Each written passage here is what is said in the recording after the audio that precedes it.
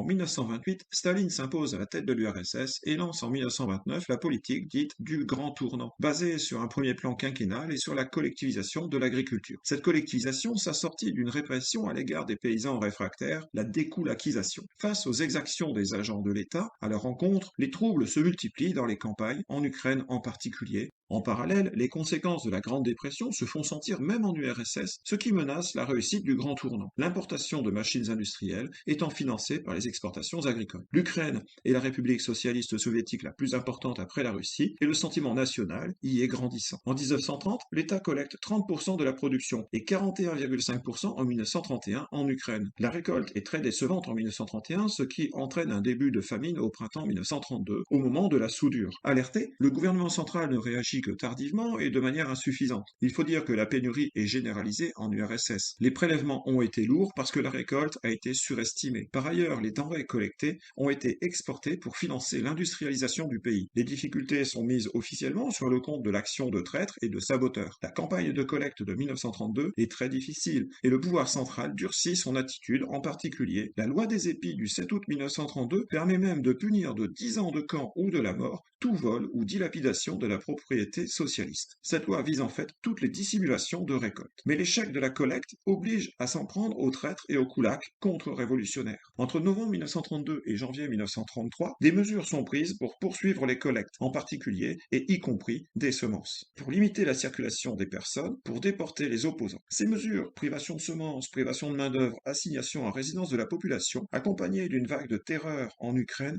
provoquent l'explosion de la famine au printemps 1933. Les cas de cannibalisme sur des personnes mortes de faim ou assassinées se multiplient. Les victimes se comptent par millions. Les quelques distributions alimentaires profitent davantage aux villes qu'aux campagnes. Les autorités dissimulent autant que possible l'ampleur de la catastrophe dont on ne prend la mesure que depuis l'effondrement de l'URSS. La famine a touché à cette époque différentes régions de l'URSS, mais l'Ukraine fait partie des plus touchées. Les archives, souvent falsifiées par les autorités de l'époque, ne facilitent pas l'estimation du nombre de victimes. De même, la diversité des causes de disparition des individus, des koulakisations ou grandes purges en particulier. Cette période est aussi celle de l'urbanisation d'une partie de la population et certains sont certainement allés s'installer ailleurs sans laisser de traces. Officiellement, l'Ukraine retient l'estimation de 7 à 10 millions de morts de la famine, les historiens s'accordant sur une fourchette allant de 2,5 millions à 5 millions de morts. Certains historiens soutiennent que cette famine peut être qualifiée de génocide, car elle résulterait de la volonté délibérée de Staline de détruire la nation ukrainienne, et qu'elle résulte surtout d'un ensemble législatif, rendant impossible tout approvisionnement.